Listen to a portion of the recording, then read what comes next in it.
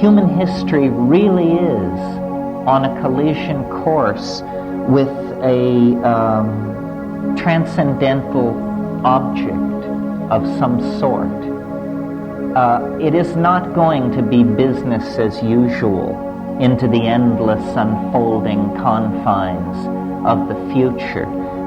The very fact that human history is occurring on this planet, the very fact that a primate has left the ordinary pattern of primate activity and gone into the business of running stock markets and molecular biology labs and art museums indicates to me the nearby presence in another dimension of a kind of hyper-organizing force, or what I call the transcendental object. And I believe that this transcendental object is casting an enormous shadow over the human historical landscape.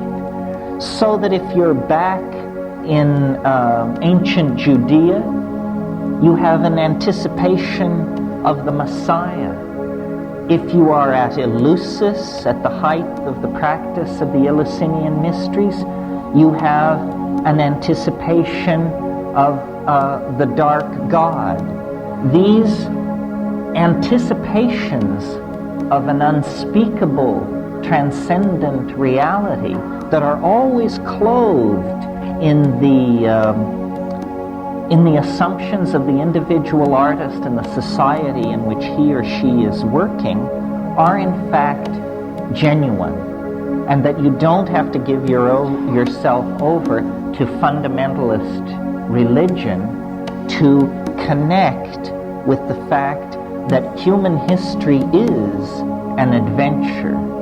And this adventure has a number of startling reverses and sudden plot shifts that are very difficult to anticipate, and that we are coming up on one of those.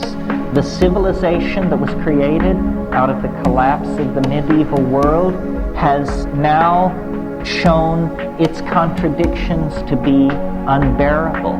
And though no one of us knows what the shape of the new civilization will be, somehow in the singing of the ayahuasca songs in the rainforest, in the tremendous hypermetallic transcendental off-planetary flash of psilocybin, in the teaching of the self-transforming machine elves that seem to dwell in the DMT dimension, we see that the ordinary linear expectations of history are breaking down, and that the truth of the immanence of the mystery is breaking through all the structures of denial of the male dominator paradigm that has been in place so long.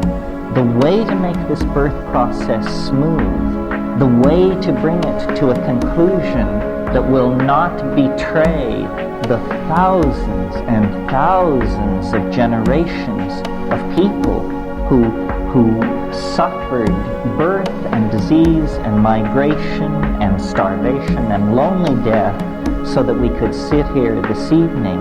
The redeeming of the human enterprise all lies then in helping this thing come to birth. And each artist is an antenna to the transcendental other. And as we go with our own history into that thing and then create a unique confluence of our uniqueness and its uniqueness, we collectively create an arrow out of history, out of time, perhaps even out of matter, that will redeem then the idea that man is good. Redeem the idea that man is good.